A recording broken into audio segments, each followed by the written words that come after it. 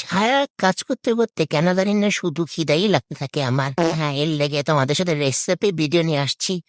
যাই হোক, রেসিপি আমার বউয়ের কান ডিমগুলা সেই সিদ্ধ করে দিচ্ছে। শুধু এখন কেরামতিটা আমি দেখাবো, ঠিক আছে? আমি না দেখাইলে হয় বলো, আমি কিন্তু হাত না দিলে কোনো জিনিস মজাই হয় না, এটা সত্যি কথা। আমি ডিমগুলার মধ্যে খুব সুন্দর করে মশলা মাখাই দিব।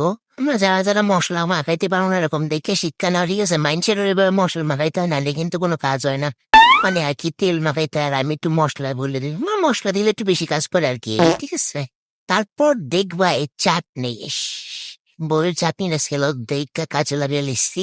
আসলে মানুষ অনেক রকম করে খায়, আসলে এইটা আম্মু ভর্তা বানানোর জন্য ওই ঝালমাল রেখে দিছিল, আমি ওটা দিয়ে কাম সেরে লিছি, মানে খিদে লাগছে খেয়ে লিছি। দেখো আমি রিভিউ দিতেছি খাইয়া, নিজে মায়ের আসলে মজা লাগে। আসলে বললাম না, আমি যেখানে হাত দিই সেখানে মজা হয়ে যায়।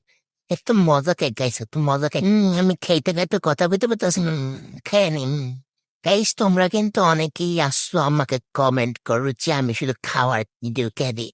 আমি কিন্তু সুন্দর সুন্দর ব্লগ দিই, তোমরা দেখো না গাইস। যাও সুন্দর সুন্দর কমেন্ট করে দিয়ে, ঠিক আছে? এখন হ্যাঁ, আমার বাগিনটা খেয়ে আমি বউয়ের বাগির ডিমে বলছি অমিচ্ছিও একটা কামড় দিতে। আসলে ভাত না করলে, মানে ভাত না পাতলে আমার ভালো লাগে না। আমি কিন্তু বেশি খাই নাই, হ্যাঁ, দিয়ে দিছি, কিন্তু দিয়ে দিছি তারে। বউরে না দিলে বাবারে বাবা যে চিল্লানি দিব রে, বাবারে বাবা দিয়ে দিছি ওর ডিম। নাও। আসলে গাইস, এই ডিম বলো এভাবে বানাইলে আমি 10টা ডিম খেয়ে দিতে পারি, 10টা ডিম। তোমরা আমার সুসা করো না, ঠিক আছে? এইটা ভাই তোমাকে বানাই দিলে তোমরা বুঝবা কত মজা খাইতে, হ্যাঁ?